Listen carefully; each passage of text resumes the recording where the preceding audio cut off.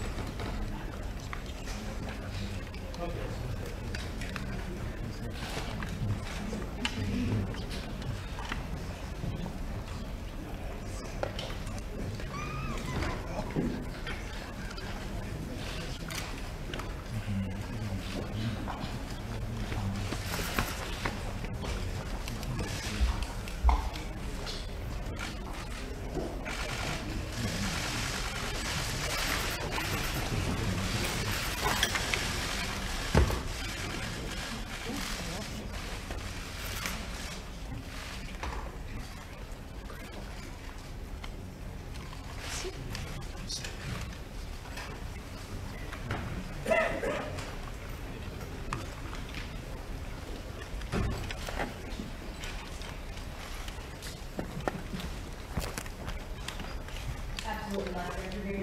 The President will walk out momentarily. The First Lady, Melania Trump, just walked in with her Polish counterpart as well. You're right. So while the President is here, with his Polish counterpart, the President of the United States, accompanied by the President of the Republic of Poland.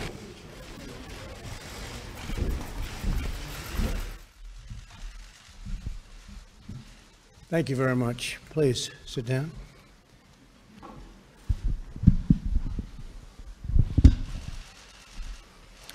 Today I'm very honored to host the President of Poland, a friend of mine, President Duda. And Mrs. Duda, thank you very much for being here. Great honor. It's lovely to have you at the White House. We spent some time in the Oval Office, and we accomplished a lot. Melania and I are deeply grateful for the incredible welcome the President and Mrs. Duda gave us in Warsaw, Poland. Last year was a very exceptional day, extraordinary. It's wonderful to have them both with us in Washington today. Thank you very much, Mr. President. During my visit last summer, I had the privilege to stand before the monument to the Warsaw Uprising and address the people of Poland about our shared commitment to defending our heritage and our civilization. It was an experience I will always treasure and I will never, ever forget. Not far from where we stand today, another monument in another square, the statue of General Kosciuszko in Lafayette Park reminds us that the bonds between our people go all the way back to America's Revolutionary War. This year, the United States and Poland are celebrating 100 years of Poland regaining its independence and nearly 100 years of U.S.-Polish diplomatic ties. It's a long time. I'm thrilled to say that the alliance between our nations has never been stronger, with you and I at the helm. Do you agree with that? Thank you, Mr. President. Glad he said yes. In our discussions this afternoon, President Duda and I agreed to bolster our robust defense ties. We will enhance cooperation in military relations, intelligence, missile defense, technology, and training. I'm proud to report that Poland has recently purchased a state-of-the-art Patriot missile system, which is a great system. We make the greatest military equipment by far anywhere in the world, and it's made right here in the USA. We are grateful for Poland's leadership on defense spending and burden sharing in NATO. I want to commend Poland for meeting its NATO defense spending obligations, and I'm glad that it plans to increase spending beyond the 2% minimum obligation. Thank you very much for that. I'd like to share my gratitude to the people of Poland for their contributions to NATO's resolute support mission in Afghanistan and the coalition to defeat ISIS. We've made tremendous progress with respect to the defeat of ISIS, as you've seen. We also understand that you can't have national security without border security. Both Poland and the United States understand that strong nations must have very strong borders. The President and I likewise are exploring opportunities to advance energy security. The United States and Poland are deeply committed to energy diversity all across Europe. No nation should be dependent upon a single foreign supplier of energy. Poland has worked tirelessly to increase energy independence nationally and across Central Europe. It is constructing a new pipeline, the highest technology, from Norway to Poland, and it recently built a liquefied natural gas import facility. Last year, the United States was proud to send its first export of LNG to Poland, and soon our nations will launch a high-level diplomatic exchange on energy security. And Mr. President, we are now, as of a few months ago, the largest producer of energy in the world. So that's a big statement. President Duda, I also just want to talk to you about the 3C Summit, where Central European leaders were working hard to increase energy market access, reduce energy trade barriers, which is something we have to get done with respect to the European Union. The trade barriers, they make it very difficult for the United States, and to strengthen energy independence. The United States firmly supports these goals, and we are eager to expand commercial ties all across the region of Europe. In our meeting today, the President and I discussed our bilateral economic relationship at length. Poland has experienced more than a quarter century of uninterrupted economic growth, which is a very big statement. Very few can say that. And we look forward to further enhancing trade, investment, and commerce between our two great nations. My administration is committed to realizing a future of prosperity and opportunity for all Americans. This month, we celebrated the highest employment level in U.S. history. We are right now employing more people. We have more workers in the United States than at any time ever in U.S. history. I look forward to partnering with President Duda as we grow our economies together. Mr. President, thank you for joining me today. Poland has chosen its place among the free and independent nations of the world and is a loyal ally and strategic partner of the United States, and we greatly appreciate that. We welcome the next 100 years of friendship between our two nations. Mr. President, thank you very much. Thank you.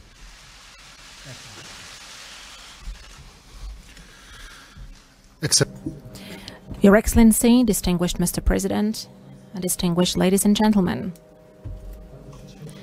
I am delighted that in this year so important to Poland, the year of Poland regaining its independence, we celebrate our 100th anniversary of it, I'm able to be hosted here, that I'm at the seat of the President of the United States at the White House at Washington. And also from this perspective, from the perspective of the centennial of Poland regaining its independence, this fact is of huge importance for Poles, both those living in Poland and those living abroad, especially the 10 million Poles living in the United States. This is of huge symbolic importance. One reason for that is that the matter of Polish independence was one of the important points of the policy of the US President Wilson. It was precisely President Wilson, before 1918, he was the one who put Polish independence on his agenda, on the agenda of his policy. That happened, among others, thanks to a great Polish politician, a composer and a musician, Ignacy Jan Paderewski.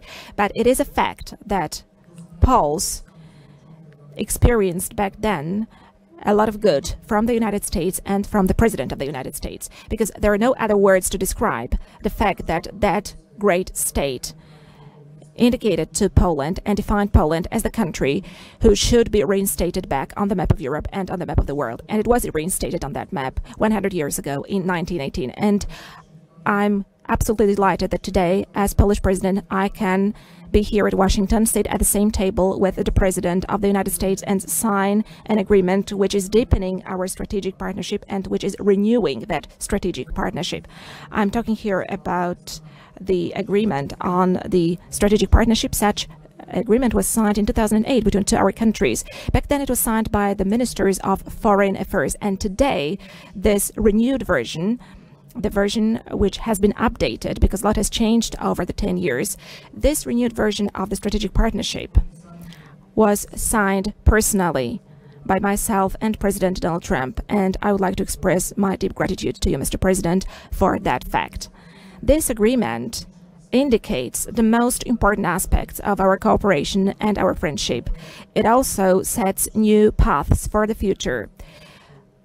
The paths of tightening our defense cooperation, military cooperation, tightening our cooperation in the area of security and energy business, tightening our cooperation in the broadly understood sphere of business, also in the aspect of the already mentioned cooperation as part of the 3 Cs initiative to which Mr. President has just alluded. I came here to Washington right from the summit of the 3 Cs initiative, the first business forum organized as part of the 3 Cs initiative. The United States was present there as the partner of the 3 Cs, and thank you, Mr. President, for that. Thank you for posting your representatives to that meeting. And all the leaders who held their speeches there said in a very clear way about the need and hope for cooperation with the United States of America regarding the renewal and building of a new infrastructure, road infrastructure, railway infrastructure, energy infrastructure, both concerning electricity and the transmission of gas in Central Europe along the north-south axis. I'm referring here to the area between the Baltic states through Poland, the Czech Republic, Slovakia, Hungary, Bulgaria, Romania, all the way down to the Black Sea, and then through Croatia and Slovenia to the Adriatic Sea.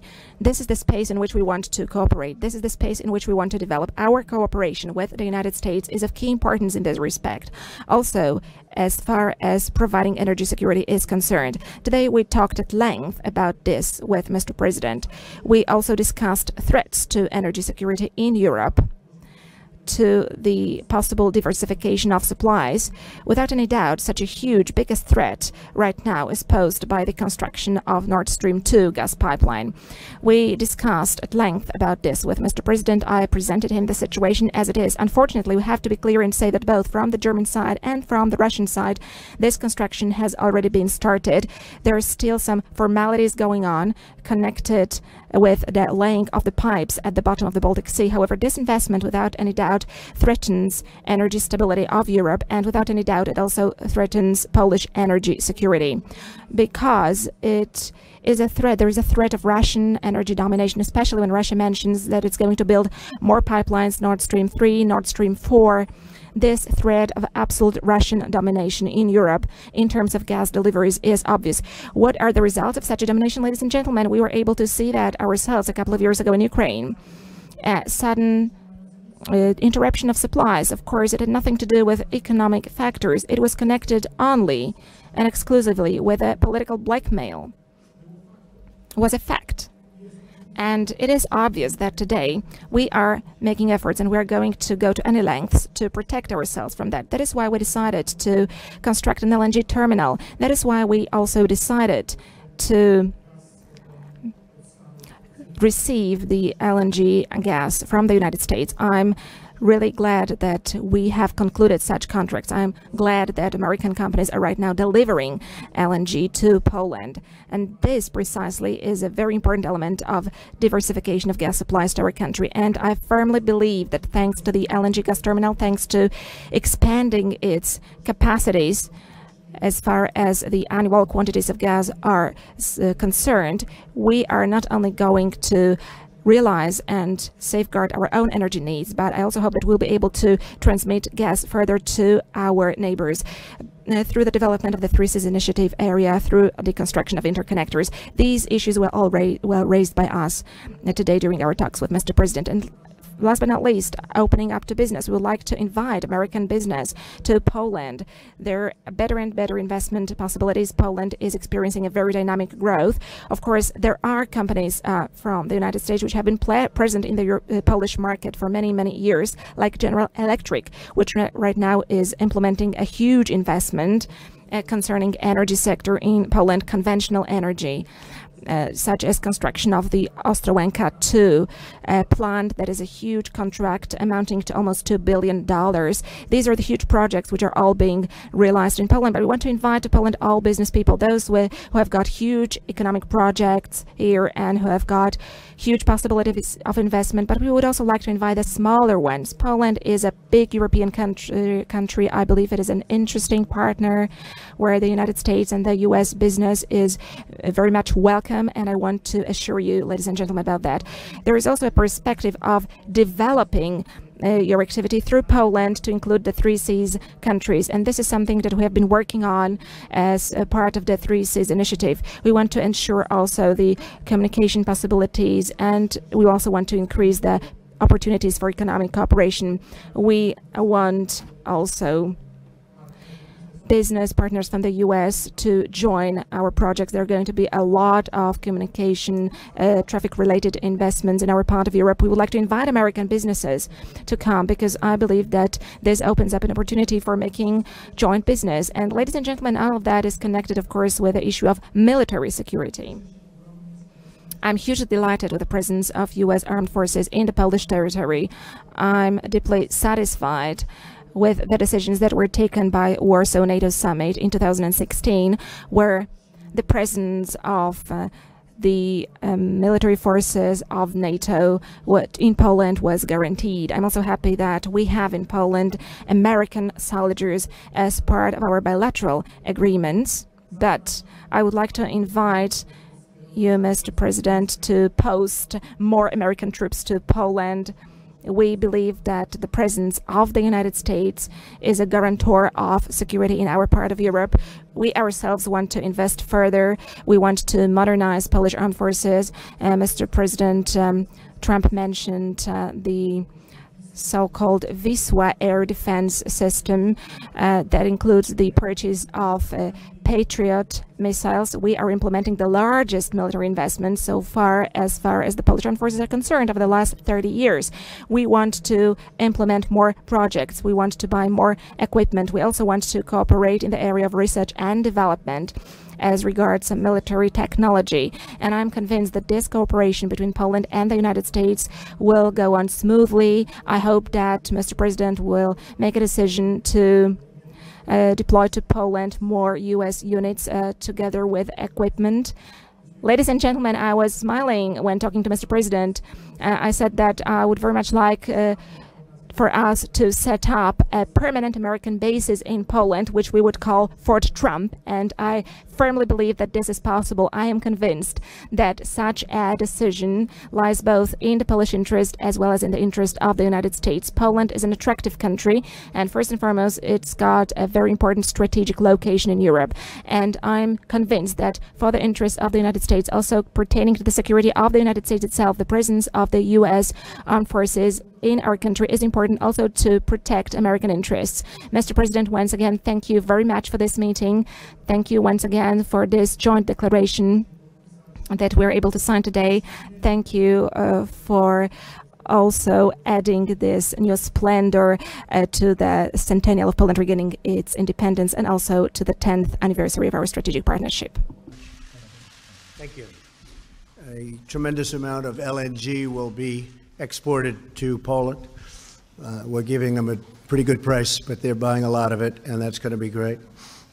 I do want to say that while we're together, tremendous effort and bravery is being shown in North Carolina, South Carolina, Virginia, and the area that was so horribly hit by Hurricane Florence. I just got some clips of some of the things that the Coast Guard is doing and getting people to safety in horrible, horrible conditions. And I want to just salute all of the people that are working so hard, the first responders, law enforcement, the military, FEMA.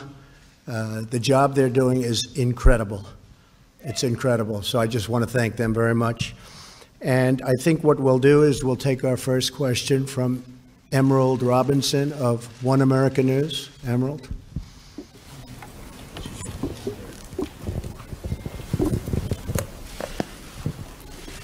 Thank you, Mr. President. So, news today of a Russian plane shot down over Syria.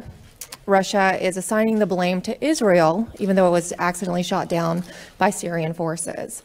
Clearly, things are heating up. There's concerns by many Americans, most Americans, that we might be involved in a war in Syria soon. You had hoped to bring troops home, but clearly things are changing. What do you tell American people today about a possibility of war in Syria? Well, I just heard about the incident you have mentioned, Emerald, and it sounds to me, and it seems to me, just like based on a review of the facts, that Syria shot down a Russian plane. And I understand about 14 people were killed, at least.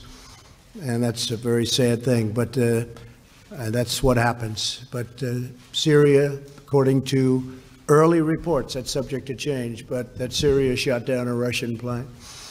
So that's not a good situation. We have done a tremendous job in Syria and in that region eradicating ISIS, which is why we're there. And we're very close to being finished with that job. And then we're going to make a determination as to what we're going to do. But we have eradicated ISIS in a very large area of the Middle East. These are people that will not be coming here because they're not around any longer. So we've done, in a very short period of time, our Vice President is here, Mike Pence, our great Secretary of State, who really, thank you very much for the great job you're doing, Mike Pompeo. And we've been working very hard on this, and they've done an incredible job over there, but we'll make a decision fairly quickly. Thank you very much. Would you have a question for the President? Certainly. Thank you, President Duda. Clearly, you said you asked President Trump if he would consider a permanent base in Poland, and of course, that also relates to Russia. What would you say, how did the President respond to your position to have a permanent base from America in Poland? And then also, do you currently have concerns over the U.S.-Russia relationship? Oczywiście. Well, of course, I told Mr. President about all the aspects connected with the permanent presence of the U.S. Armed Forces in Poland. But first and foremost, I assured Mr. President of one thing. First and foremost, ladies and gentlemen, we cannot say that if there are permanent bases of the U.S. Armed Forces in Poland, we will see a deterioration of security, because that will lead to an increased Russian activity and an increased militarization of this part of Europe by Russia. I want to say it clearly, ladies and gentlemen, a very strong militarization of, for instance, Kaliningrad Oblast has taken place for more than 10 years now. It is the reality that we live in today. As far as an aggressive Russian behavior is concerned, as far as increased military activity is concerned, including increasing of the militarization, Russia has been conducting such activities in a systematic way. And for the first time, we're able to see that in a materialized way in Georgia in 2008, when the then president of Poland, Professor Lech Kaczynski, took other European leaders, and they went to Tbilisi to stop Russian tanks, which were about to attack the capital of Georgia. And from that moment, that military expansion has been developing. It's another leg was the attack on Ukraine, and today we can see an illegal annexation of Crimea. Today we are witnessing constant violation of international law in the Lugansk and Donetsk oblasts. So these are today political and military facts of Europe, and the presence of the United States is only providing a guarantee of security and a possibility to defend. Because let me reiterate again, it is only about the guarantee of security and defense of our part of Europe, that is the free world. This is the most crucial issue right now from our perspective, from the perspective of Central and Eastern European countries. And we are speaking in one voice on this one generally.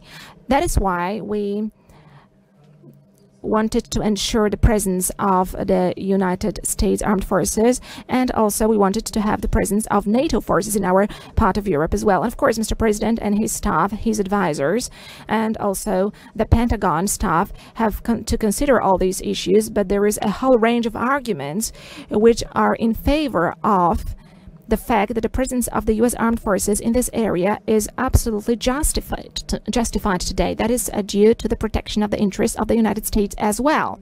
So I'm absolutely convinced of this one, because today, unfortunately, we are seeing international law being violated. Today, we are seeing aggressive behaviors, and I am convinced that there is no more effective method of preventing a war than a decisive stance, demonstrating that we are ready any moment to repel a possible attack.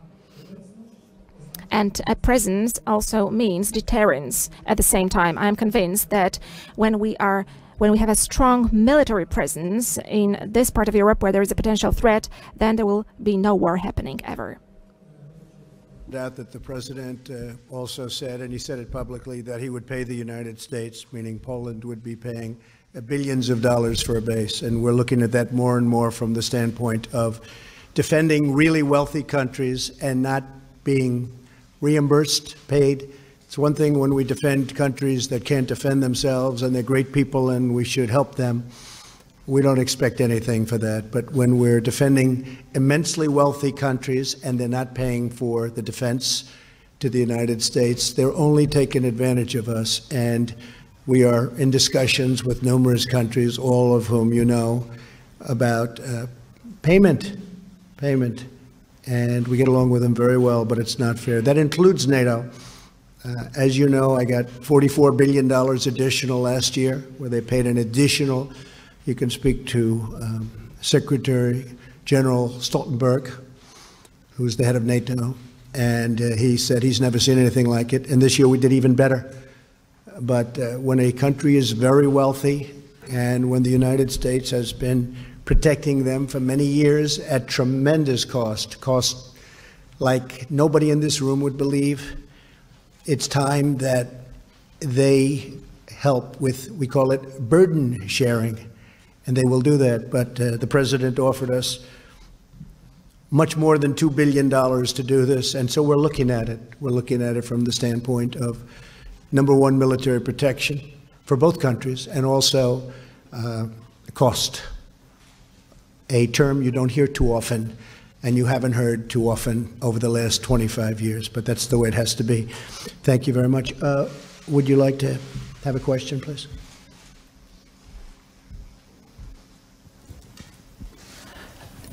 Dzień dobry. Marzena Kozłowska, Polish Press Agency. I've got a question to President Trump. Do you share the conviction, which we have just heard a minute ago, expressed by President Duda concerning the threat which is posed to the region, but not only to the region, by Russia? And do you also share the view that permanent American bases in Poland are justified not only due to the security of the countries in our region, but also due to the security of the United States? I think it's a very aggressive situation. I think Russia has acted aggressively. They respect force, they respect strength, as anyone does. And we have the greatest strength in the world, especially now. We were being depleted under the last administration. We had planes that were old and tired and didn't fly in some cases. They were getting used parts. This is the United States. It doesn't happen. We make the greatest planes in the world and missiles in the world. And we have enhanced, to put it mildly, our military. It's literally being rebuilt as we speak, with literally hundreds and hundreds of planes and missiles and everything that you can imagine. They never had it so good, because I got in Congress $700 billion this year, $716 billion last year. That's far more than they ever anticipated. I viewed it two ways. Number one, military, because it's always more important than anything else, including jobs. But number two is jobs. We make everything here. So it's hundreds of thousands of jobs to make for us the best military in the world. And Russia respects that. They respect that. So I am with the president. I feel that he's right. And I feel that, look, you look at the history of Poland and Russia, that's a long and very complicated history. So certainly he has a right to feel that way. Okay? And a question to President Duda. After the meeting that you have had today at the White House, do you have the feeling that the probability that Polish expectations concerning permanent American presence in our country are closer to being implemented? Are they going to be a fact?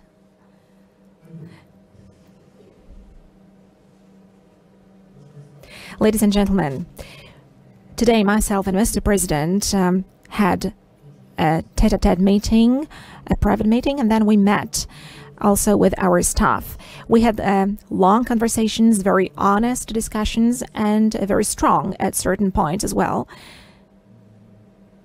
in terms of diagnosis of the situation in the area of military security and energy security alike. And I am convinced that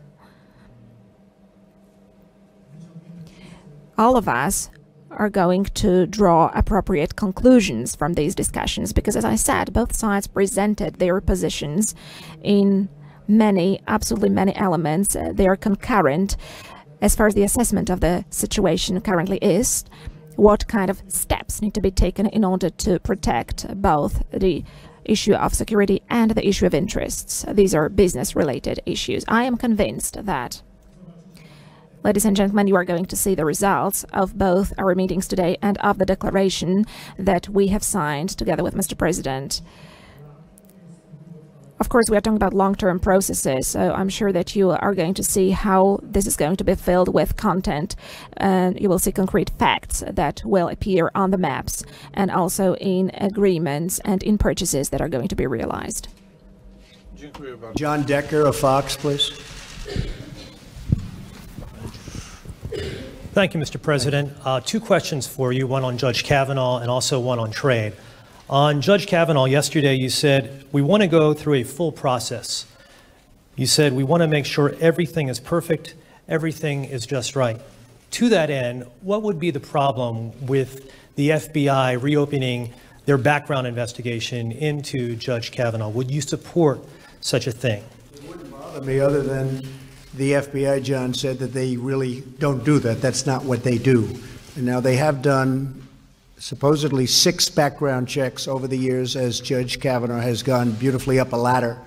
He's an incredible individual, great intellect, great judge, impeccable history in every way, in every way.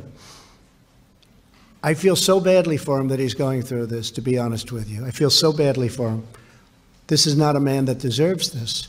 This should have been brought to the fore. It should have been brought up long ago. And that's what you have hearings for. You don't wait till the hearing is over and then all of a sudden bring it up. When Senator Feinstein sat with Judge Kavanaugh for a long period of time, a long, long meeting, she had this letter. Why didn't she bring it up? Why didn't she bring it up then? Why didn't the Democrats bring it up then? Because they obstruct and because they resist. That's the name of their campaign against me. They just resist and they just obstruct. And frankly, I think they're lousy on policy, and in many ways they're lousy politicians, but they're very good on obstruction. And it's a shame, because this is a great gentleman. With all of that, I feel that the Republicans, and I can speak for myself, we should go through a process, because there shouldn't even be a little doubt. There shouldn't be a doubt. Again, they knew what they were doing. They should have done this a long time ago, 3 months ago, not now. But they did it now. So I don't want to play into their hands. Hopefully, the woman will come forward, state her case.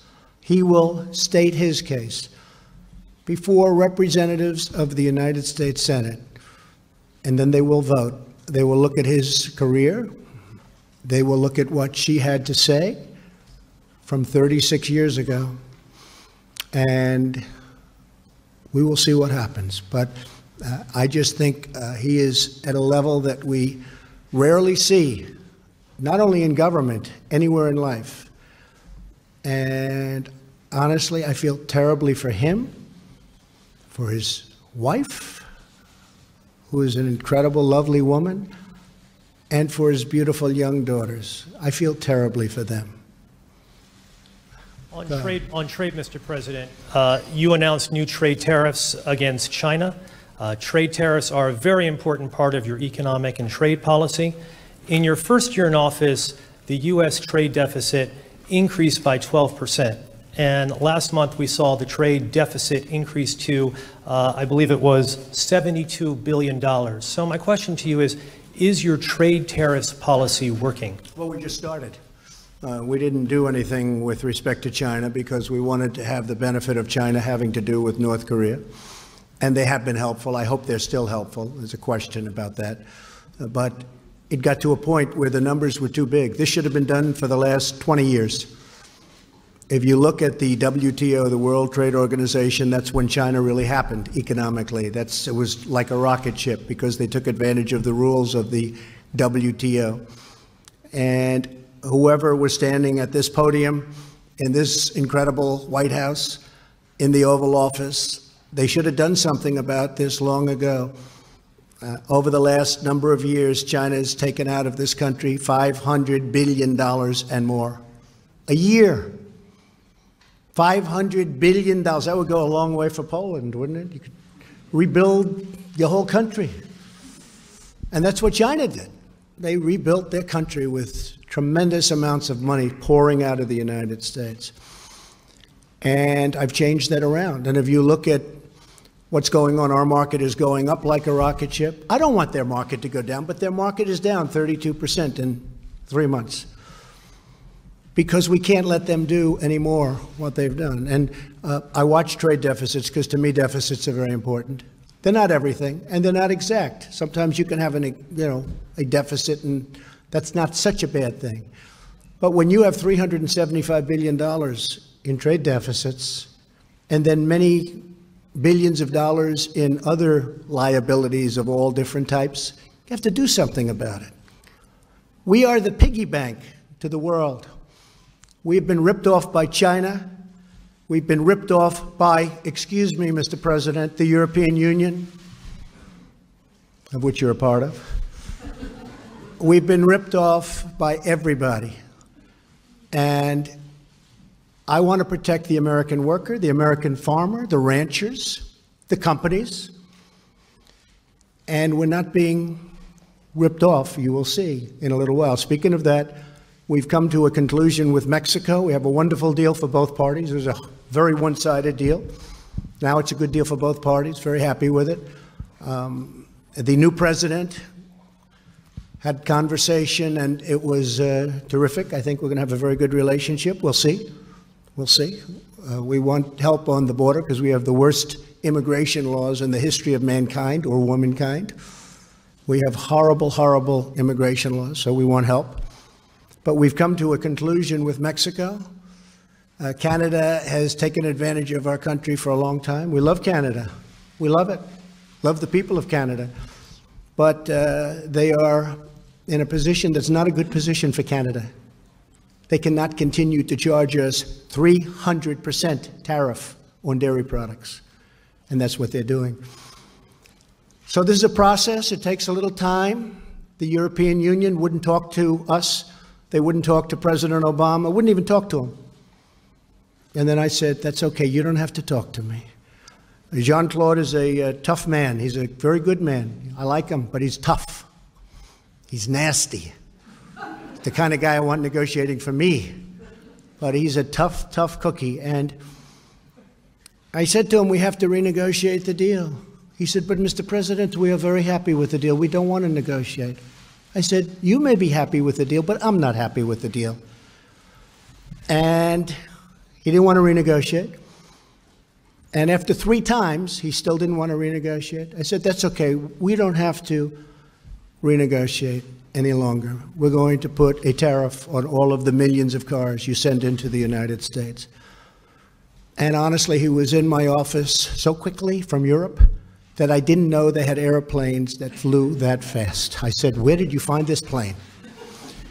And we have the semblance of a deal, because it's, to a large extent, economically all about cars. Cars is a very big factor, and they send millions of BMWs and Mercedes into our country. So we are working on trade very hard. It's very important to me. It has been for 30 years. I've been saying for 30 years. It started with Japan.